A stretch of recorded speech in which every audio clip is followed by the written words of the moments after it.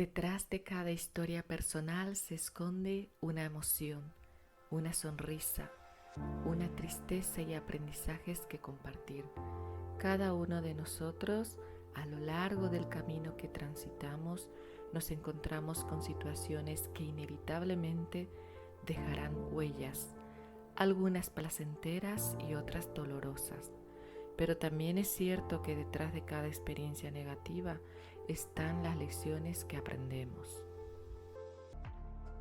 Estás escuchando el podcast Historias Inspiradoras, un espacio de reflexión, desarrollo y crecimiento personal, donde escucharemos historias de personas que han transformado su vida a partir de las diferentes situaciones que les han tocado vivir.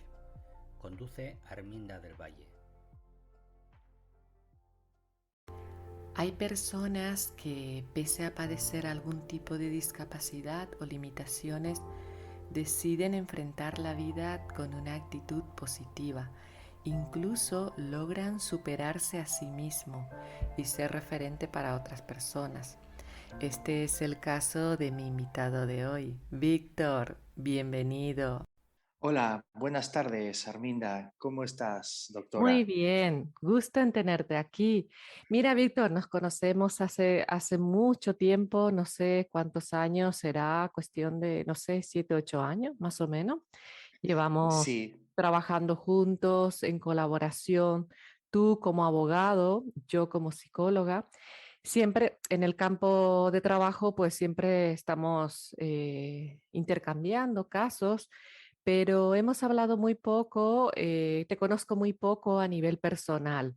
¿Quién es Víctor? ¿Qué me puedes decir de ti?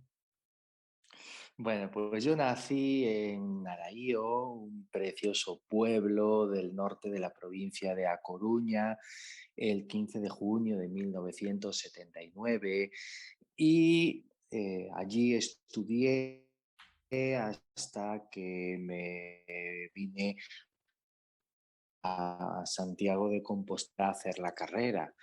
Entré en Derecho. Realmente yo quería hacer periodismo, pero yo tenía claras dos cosas. Una, que me gustaba hacer periodismo y la segunda, que quería salir del pueblo. A mí por vocación, dado que me gustaba el latín, el griego, los idiomas, la historia, el arte, debiera haber ido a la carrera de humanidades que se cursaba en Ferrol. Ferrol quedaba a media hora de camino de mi casa en el autobús de línea y podía ir y venir todos los días. Pero yo quería ir a Santiago de Compostela, a una ciudad distinta, a 100 kilómetros al sur de mi casa, de mi pueblo, y entonces puse Derecho de segunda opción. Dadas mis calificaciones, que no fueron malas, me quedé por media centésima de punto a entrar en periodismo. Entonces entré automáticamente en Derecho. Entonces hice Derecho, terminé, hice la Escuela de Práctica Jurídica, la finalicé y llevo ejerciendo como abogado desde 2004. Cuento con mi despacho desde 2006 en Santiago de Compostela. Más que despacho, yo le llamo centro de operaciones, porque en lo que es lo que llevamos de 2021, yo he tenido juicios en Ibiza, en Bilbao, en San Sebastián, he andado por Asturias, he andado por Media Galicia y tengo previsto bajar a la zona de Andalucía, aunque no sé todavía cuándo. Y ahora en agosto me ha entrado un asunto para presentar una demanda en Cádiz. Ujú. No paras, sé que viajas bastante, siempre En las estás de viaje. opciones, básicamente. Sí, bueno, ahora mismo estoy en Ribeira, al lado de la Ría de Arousa, que vine aquí para cosas relacionadas con el trabajo. Quería comer en casa de un amigo que también es abogado y aquí es donde me pillan ahora ustedes para hacer esta entrevista. Ujú. Bien, Víctor, para las personas que no te conocen, tú tienes un problema de visión, o sea, que un problema de ceguera. Nunca hemos hablado de eso, cuando te han detectado, o sea, porque no es de nacimiento, ¿no? O sea, que te habían diagnosticado eso ya de adulto, ¿puede ser? ¿O en la adolescencia? No. No, ya de nacimiento. Lo que pasa es que se ha ido agravando con el tiempo. Lo que yo tengo se llama retinosis pigmentaria, que parece el nombre de un grupo de música pop, Sí. pero no. Es más, eso se lo dije a un amigo mío que es presidente de una asociación musical. ¿Vale? Pues hay que ponerle retinosis pigmentaria a un grupo de pop.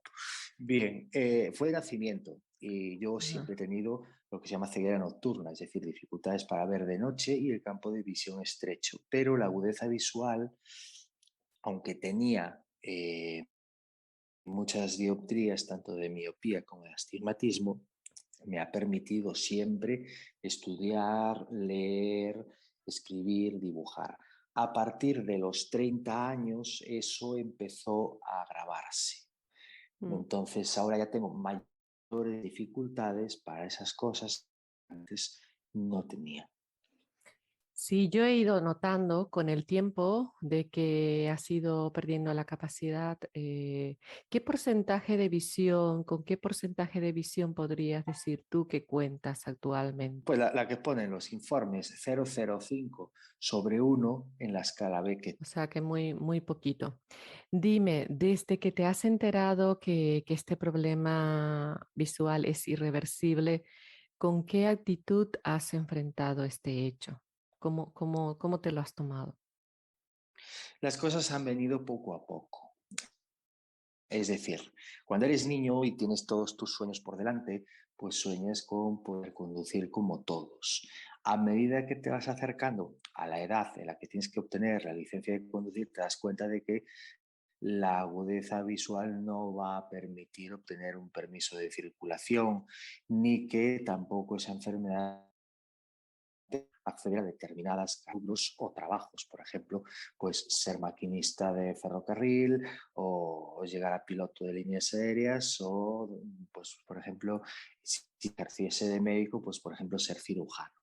Eso va descubriéndose poco a poco y se va viendo poco a poco. De todas maneras, en ese proceso también se va produciendo como una aclimatación o adaptación a lo que hay. Es decir, pues si yo puedo ejercer de periodista, me puedo plantear ser periodista, puedo no plantearme, y ya me lo he planteado desde niño, pues puedo no plantearme ser carpintero o ser mecánico de un taller por la precisión visual que esos trabajos necesitan, porque aparte algo ya sabía del tema, mi abuelo tenía un banco de carpintero allí en casa y a veces hacía alguna chapucilla ahí, sobre todo trabajo de marquetería o de manualidades que encargaban en el colegio, ¿no? Entonces, ahí ya veía yo un poco las dificultades de manejo de herramientas que yo podía tener frente al resto de personas, o incluso en las clases de tecnología, los 2 primeros años de instituto, o sea, dificultades o facilidades frente a otros compañeros, por ejemplo, para temas de electricidad, de electrónica, etcétera. Eso va poco a poco asumiéndose conforme pasan los años hasta que uno llega a la época universitaria. Ahí es el momento en el que se cumplen los 18 años y ahí hay que enfrentarse a la vida. Y hay una cosa que se llama mercado laboral al que hay que salir, evidentemente, y ahí es donde viene un poco la realidad. Es decir, Ujú. bueno, pues hay una limitación y hay que buscar un trabajo y a ver cómo hacemos con este tema, cómo lo piloteamos, cómo conseguimos salir adelante. Ahí viene una cosa, en el tema de la búsqueda del trabajo, yo recuerdo haber ido a alguna entrevista. Una de ellas era de un despacho de abogados, no vamos a decir el nombre, que no me cogieron, evidentemente, pero yo creo que es que detectaron el problema de vista. Eso sí, años más tarde, hablando con una procuradora, me habló mal de ese despacho y que era un despacho donde hacían bastantes trampas. Y yo le dije, anda, pues yo había ido a ese despacho a hacer una entrevista de trabajo y no me cogieron. Resultado, pues mejor que no me hayan cogido, haya sido por lo de la vista o no. Has Me tenido puse por mi suerte, entonces cuenta. te has librado. En cierta manera, sí, en cierta manera, sí. Y al final la única salida que veía plenamente factible era la de ponerme por mi propia cuenta, porque ahí yo mando, yo dirijo y yo decido. Y no tengo que estar a expensas de que alguien diga o no en relación a la vista. De todas maneras, yo he trabajado por cuenta ajena en 2 ocasiones en mi vida y eso significa que, bueno, pues para algo servía, pese a todo, porque en esos 2 trabajos, pues he hecho cositas y he desempeñado mi función sin ningún problema. Entonces, pues bueno, Lo importante es que tú has seguido adelante y no te ha impedido, esta limitación no te ha impedido seguir adelante con sacar la carrera adelante y ejercerlo. A ver, si hubiera enfrentado con una actitud más negativa, quizás a lo mejor pues no hubieras seguido adelante con todo esto. Sin embargo, incluso te has planteado a ser autónomo y no paras de trabajar. O sea sí, que eso es, yo no, creo que ahí es un hay una ejemplo. cosa, claro, ahí hay una cosa importante. Vamos a utilizar términos económicos. O si no lo conocemos, lo explico brevemente. El concepto de frontera de posibilidades. La frontera de posibilidades es la capacidad de producción o hasta dónde puede llegar un país, o ya sea una empresa, o ya sea un profesional. Es decir, yo tengo estos recursos, esto soy capaz de determinar. Explicamos esto a las personas con discapacidad, la frontera de posibilidades la conocemos nosotros mismos, es decir, hasta dónde podemos llegar o hasta dónde no podemos llegar. La mitad de nuestra frontera de posibilidades, que podemos llegar más de lo que realmente llegamos, pero la conocemos nosotros. Lo que no puede ser es que terceras personas nos indiquen que nuestra frontera de posibilidad está por debajo de donde nosotros consideramos que podemos llegar. Entonces, si estamos perfectamente habilitados para trabajar, para prestar un servicio, pues tenemos que hacerlo. No es porque las terceras personas nos vengan diciendo, ah, no, pobrecito, es que eso no lo va a poder hacer, es que no sé qué, no sé cuánto. Mm. Entonces, en ese sentido, yo llegué a la universidad, encantado de llegar a la universidad porque me lo pasé muy bien en ella, fue la mejor etapa de mi vida. Obtuve un título jurídica, bueno, pues a eso hay que sacarle rendimiento. Entonces, es ejercer. En este caso, como abogado, porque es a lo que habilita toda esa amalgama de títulos que tengo. Y ya está.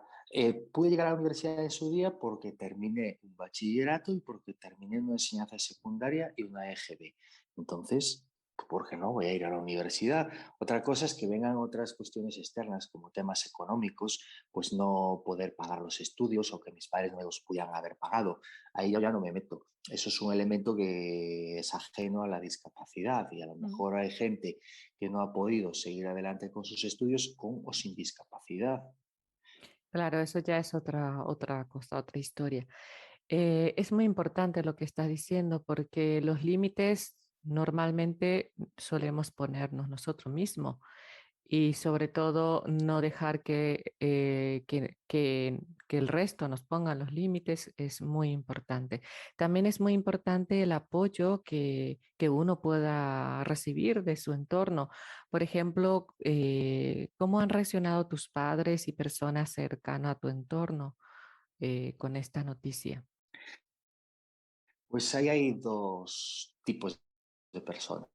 Uno, mi familia, que lo conoce de toda la vida, porque el problema vino de nacimiento. Con 2, 3 años, no me recuerdo cuándo fue, el pediatra aconsejó a mi madre que me llevase a un oftalmólogo porque algo detectaba.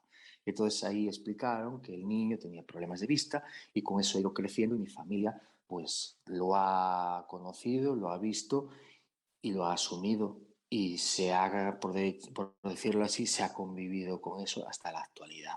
Estamos hablando de mis padres, tíos y primos. Lo de los amigos es distinto porque realmente, y haciendo memoria, creo que el amigo más antiguo que tengo es un compañero de facultad que conocí con 18 años el primer día de clase. A partir de ahí fui conociendo amigos hasta la actualidad y ahí la reacción de todos ellos ha sido en general buena. Hubo alguna excepción, por ejemplo, hubo uno que dejó de ser amigo, se diluyó la amistad, porque en una ocasión en la que hicimos un pequeño viaje por Galicia durante 2 días, él se quedó con la novia en mi piso, un día fuimos hacia la zona de la ría de Muros y Arousa, Para el otro día fuimos hacia la zona de Muros y llegamos hasta el Monte Ézaro, ya un poco más al norte. Bueno, pues ese amigo me dijo que no entendía por qué iba yo, por ejemplo, a ver la puesta de sol, a ver el mar o a ver vistas en los montes, miradores, si yo no era capaz de ver las cosas como las, por ejemplo, las podía apreciar él. Entonces yo le dije, pues esa regla de tres tampoco podría haber ido al teatro nunca, y eso que el teatro es una de mis grandes aficiones, porque no iba a ver la escena adecuadamente. De hecho, a partir de esa incidencia se fue diluyendo poco a poco la amistad. La quise diluir a raíz de precisamente de eso. Fue el único caso en el que recuerdo que fluyó negativamente lo de la vista, y eso que él conocía perfectamente lo que había desde que nos habíamos encontrado. Claro, o sea que te ha puesto una etiqueta. Además, el mundo de los ciegos, de los invidentes, pues es totalmente diferente a los que tenemos cinco sentidos. Vosotros percibís el mundo de otra manera. Creo que os fijáis más en detalles que normalmente las personas que tienen los cinco Sí. sentidos, que lo utilizan, no se fijan. Em, sí. Eso lo noto yo cuando interrogo a testigos en el juzgado.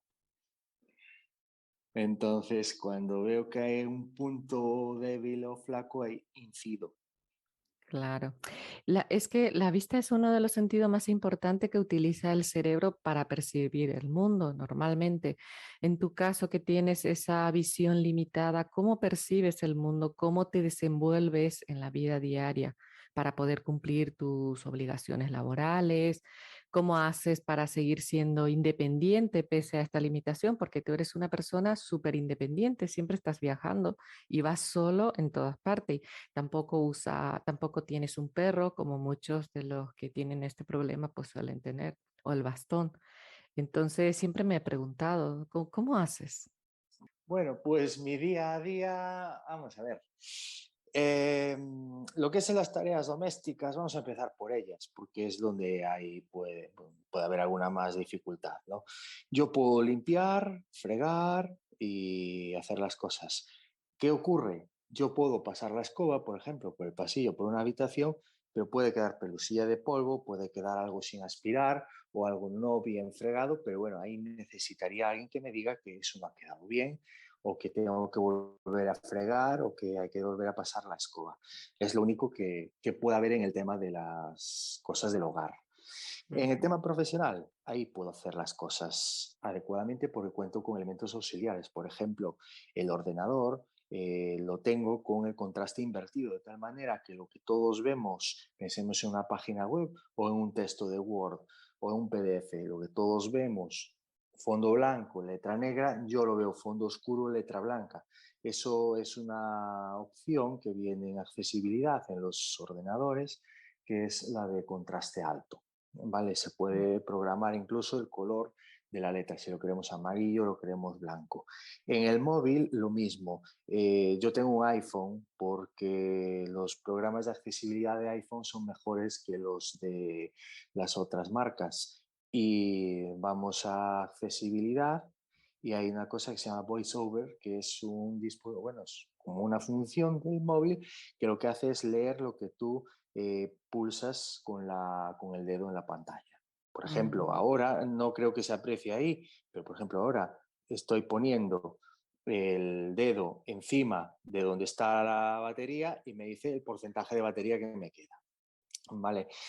Ahí no se escucha, pero yo lo puedo oír, eso sí, con auriculares, porque claro, el que esté a mi lado, por ejemplo, en un autobús, en un tren, no tiene por qué enterarse de lo que yo estoy leyendo en el móvil, ni tampoco tiene por qué sufrir estas cosas de que yo esté leyendo con el móvil algo. Por ejemplo, que lo he hecho muchas veces, preparar juicios en el móvil, es decir, me meto la demanda en el móvil, la leo, la repaso y la preparo y recuerdo datos mientras voy viajando hacia el destino. En el tema profesional, donde puede haber algo más de dificultades es el examen de documentos, pero eso cuando son documentos bastante voluminosos, suelo pedirle a algún amigo que me los lea. y yo me quedo con los datos que necesito. Cuando se trata de acudir a los distintos juzgados o lugares donde tengo que hacer gestiones, notarías, registros, etcétera, me desplazo siempre en transporte público. Esto lo hice hace 5 años, no es reciente, pero hubo un año en el que dije, voy a hacer una estadística. Y entonces fui apuntando todos los gastos que tenía de transporte, billete de autobús urbano, billetes de tren, algunas veces taxi, para comparar cuánto gastaba yo de transporte a lo largo del año y cuánto me ahorraba, si es que me ahorraba algo por no tener coche. Y a mí lo que me salió, y eso que suelo cruzar el país de vez en cuando, me salió que yo me puedo gastar más o menos unos 1.200, 1.300 euros al año en transporte. Claro, yo eso lo multiplico por 15, que es más o menos lo que vale un coche normal, pues claro, 1.300 por 15, pues salen 20.000 euros, casi redondeando.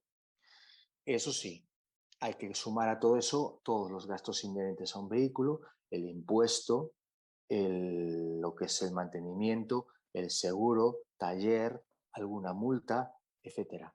Y por supuesto, los gastos de combustible, con lo cual estoy saliendo ganando con, con el transporte público y con coger un taxi, etcétera, etcétera. Aunque algunas veces es cierto que el transporte público también hace jugadas. Bueno, también hace jugadas el coche, que a veces avería cuando estamos en ruta. Claro, Entonces, pues bueno, eso, una por eso otra. como todo. También sueles utilizar el BlaBlaCar, ¿no? ¿O eso es algo muy reciente? BlaBlaCar. Sí, sí, empecé hace 6 años a usarlo y la verdad es que me ha permitido conocer una variedad de gente. Ujú. También ellos me conocen a mí. Y la comodidad que tiene BlaBlaCar es que es más flexible que el autobús o el tren, porque el autobús o el tren sale a la hora que sale. En cambio, el de BlaBlaCar, si tiene que esperar 5 minutos por ti, espera. Ya. Es la flexibilidad que tienen. Tampoco se puede abusar y decirles que esperen una hora.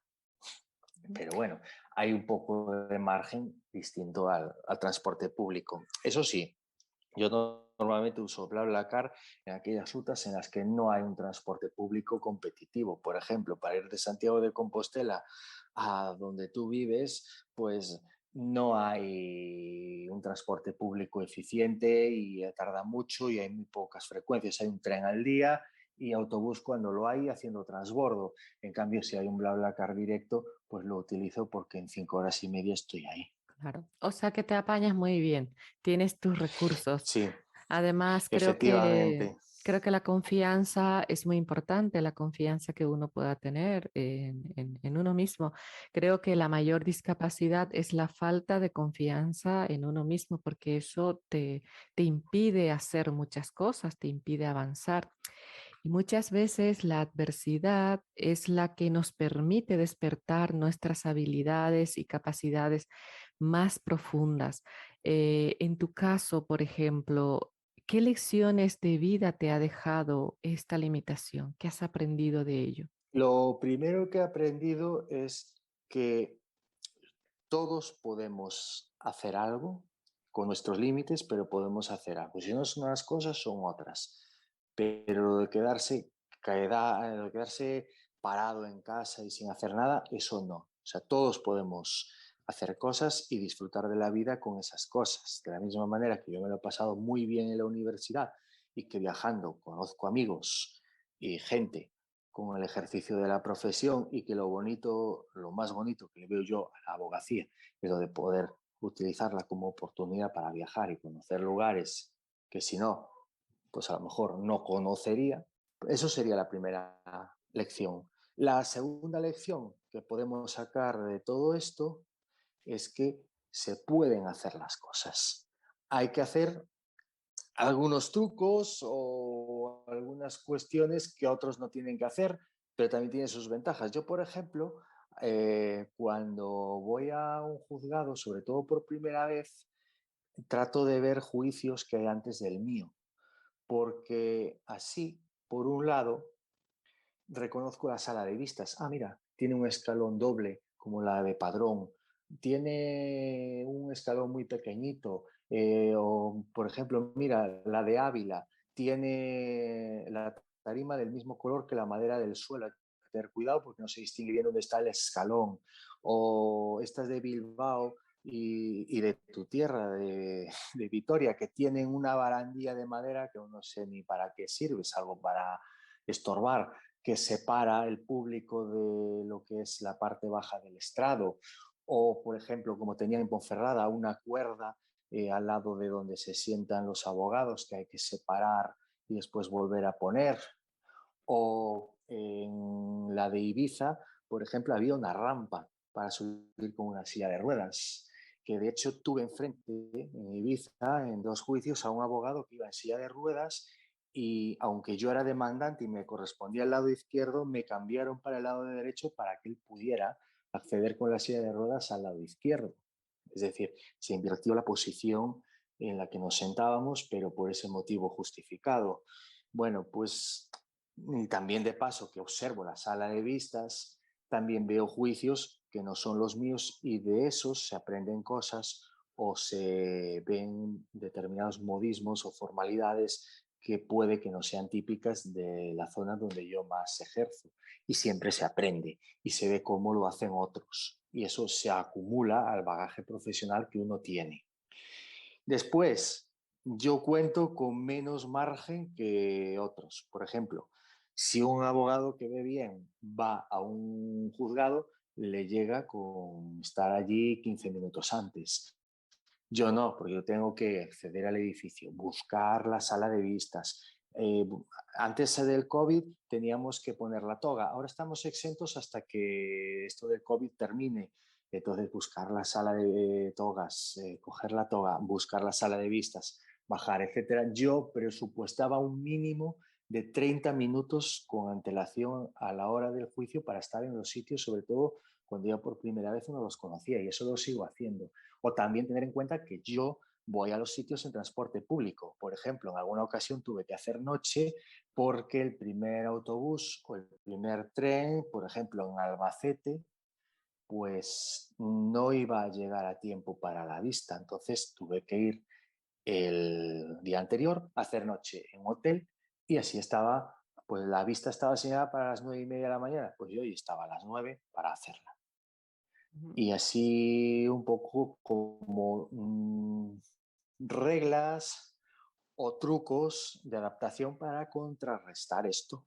Igual que, poniendo el ejemplo del abogado que tuve enfrente en 2 juicios en Ibiza, él venía con una persona que le empujaba la silla de ruedas. Bien, pues o sea que con voluntad siempre se puede.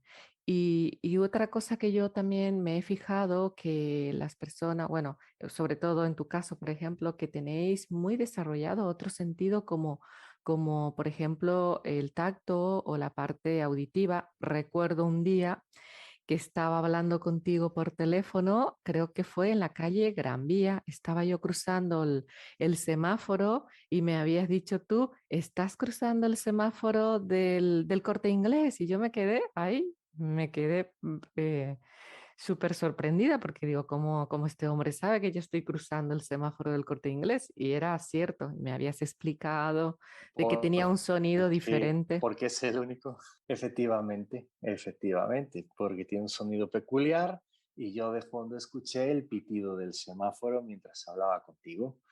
Y en algunas ocasiones yo detecto cuando la gente va conduciendo o no. E incluso a lo mejor le digo, bueno, cuidado con el giro que estás haciendo, porque escucho el sonido del intermitente que lo acaba de activar.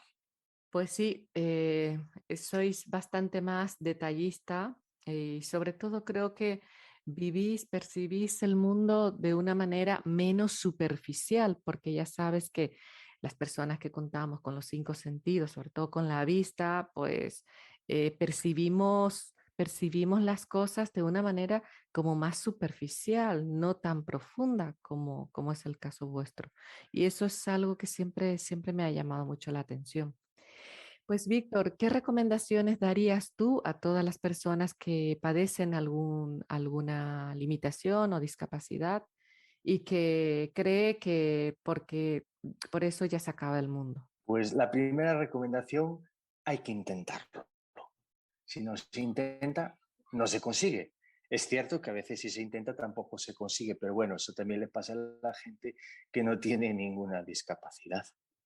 Así que si no hablemos con algún cliente mío que le estoy llevando temas de segunda oportunidad o de resolverle los problemas que ha tenido con Hacienda y Seguridad Social por haberlo intentado y no haberlo conseguido y no tienen discapacidad. En segundo lugar, que las fronteras de posibilidades las conocemos nosotros mismos y que lleguemos a donde nosotros creemos que podemos llegar. Y después habría un consejo que darle a las personas que rodean a, a quienes tienen discapacidad, ya sea familiares o amigos. Y es que somos nosotros los que conocemos los límites, que no los pongan ellos, sobre todo los familiares. Porque al principio lo que suele suceder, lo de sobreproteger al niño porque tiene esto, tiene lo otro, ¿vale? ¿Y qué? Lo tiene, pero eso no le impide jugar con los demás, hacer lo mismo que los demás o realizar las tareas que hacen los demás. Ya es suficientemente duro que nos demos cuenta nosotros mismos por nuestra cuenta. Recuerdo un día que en Pontedeume, que habíamos ido mis padres y yo a ver unos fuegos artificiales, que íbamos todos los años, siendo yo pequeño, a ver los fuegos artificiales de las fiestas de Pontedeume, que creo que son el 11 de septiembre. Bueno, pues ese día coincidimos con un matrimonio amigo de mis padres. Ellos, el otro matrimonio, tenía 2 niños y mientras estaban los adultos tomando algo en un bar en la zona vieja de Pontedeume, los otros 2 niños estaban jugando y corriendo en la calle de noche. Yo eso no podía hacerlo porque evidentemente por la ceguera nocturna no veía y no podía hacerlo. Entonces yo me quedé en la puerta del bar. Ahí fue donde me di cuenta, creo que por primera vez, de que yo no podía hacer las mismas cosas que los demás. Ahora bien, yo estuve escolarizado exactamente igual que todos los demás niños. Yo lo único que tuve que hacer hasta la universidad fue sentarme en la primera fila para ver mejor la pizarra y en la universidad ya daba igual, porque la pizarra aquella era, ni los que veían bien la veían correctamente, porque eran unas pizarras blancas en las que los profesores escribían con rotulador negro y las quejas de que eso se veía mal eran comunes, incluso de gente que veía bien. A Ujú. mí ahí pues me ayudaban algunos que me chivaban lo que estaba escrito o yo copiaba después de los apuntes de otros aquellas palabras que se habían escrito en la pizarra y que yo no había visto. También es cierto que el 80% de la información que se escribía no era necesaria para mí, pues porque a lo mejor estaban escribiendo un término latino que yo conocía o que yo sabía cómo se escribía. Entonces, cada uno conoce sus límites y los de fuera no deben imponerlos ni tampoco deben eh, maximizarlos. Y esto lo Claro. he hablado con un par de amigos que son profesores de instituto cuando me explicaron una cosa que viene en el sistema educativo español que se llama AFI, Adaptación Curricular Individual. Y entonces me dijeron que para niños que tienen algún problema y tal, y yo les dije, vale, pero entonces según esta regla yo hubiese tenido AFI y a lo mejor no hubiese llegado a la universidad, cuando lo único que había que hacer conmigo era sentarme en primera fila.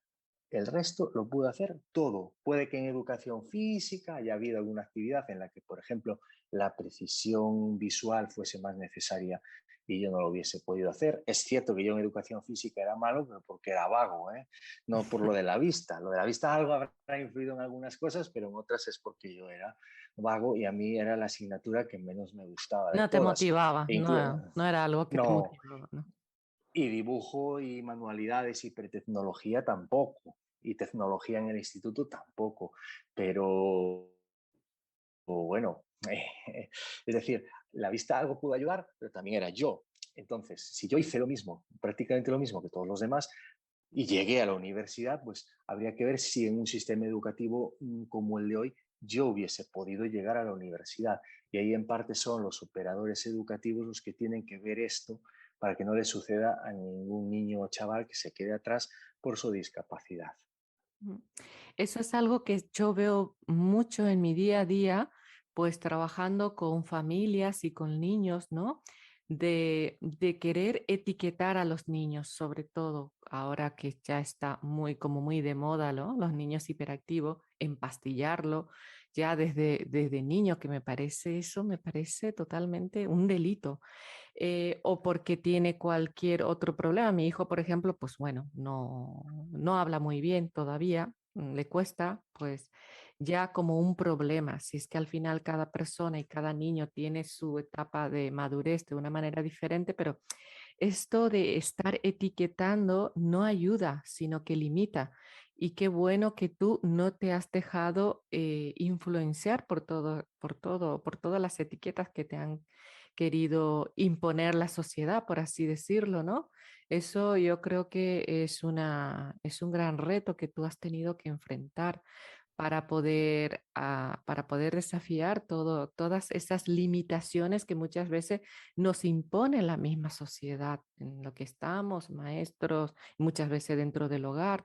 Por eso es que es tan importante tener el apoyo de los padres, ¿no? Y como contabas tú Sí, como habías nacido ya, ellos han tenido tiempo de asimilar claro. y de alguna manera pues se han adaptado, pero muchas personas, como el caso de tu amigo que has comentado, ¿no? Que luego ha dejado de ser tu amigo, Claro, pues te juzgan sin empatizar con la otra sí, persona.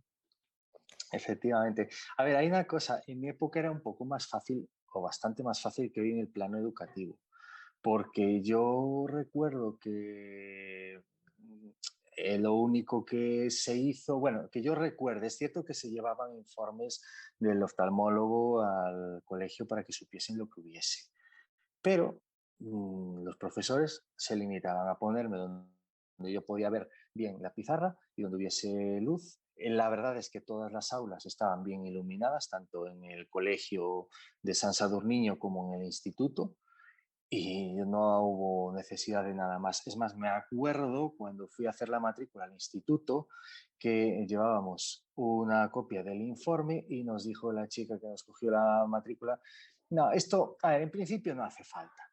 Si hay algún problema, pues se trae. Claro, el problema que hubo fue que la tutora en aquel curso, el primero del instituto, nos sentó por orden de lista. Y yo, por orden de lista, era el número 9, me acuerdo, y estaba en segunda fila. Y en un ejercicio de inglés, la profesora había escrito unas preguntas que teníamos que responder y me costaba verlas desde la segunda fila. Entonces mis padres fueron a hablar no sé si fue con el jefe de estudios o incluso con la secretaria, la misma que nos había cogido la matrícula.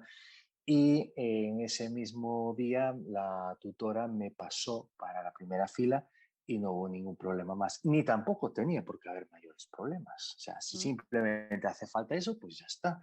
El resto, los exámenes yo los hacía igual que los demás. Me acuerdo que en un par de ocasiones la profesora de francés, ya el último año de instituto, en vez de traer unas fotocopias de un texto de prensa francés en tamaño DIN A4, lo hizo en DIN A3 para mí en un par de ocasiones, pero no hubo más problema ni hubo más dificultades conmigo. Y en la universidad yo hice las cosas exactamente igual que los demás. Es cierto que un profesor pensaba que yo tenía que hacer los exámenes orales por lo de la vista, pero no era por lo de la vista, era porque yo prefería un examen oral en el que estás 15, 20 minutos o media hora exponiendo los temas que te pide el profesor y en muchos de ellos ya sales con la nota bajo el brazo, frente a estar escribiendo en un aula durante 2 o 3 horas seguidas un montón de papeles. Es simplemente comodidad mía, por eso yo siempre que los profesores daban la opción de hacer exámenes orales, me apuntaba a ellos, pero no era por lo de la vista como pensaba ese profesor. Creo que con tu historia has demostrado que se puede desafiar los límites y que el ser humano posee una gran capacidad para hacer frente a cualquier situación complicada que uno puede ir experimentando a lo largo de la vida. Víctor, muchísimas gracias por tu aporte. Aquí estaré gracias a ti y mucha suerte con esta iniciativa. Hasta aquí hemos llegado hoy con el podcast Historias Inspiradoras. Si quieres seguir escuchando más historias, suscríbete a este canal.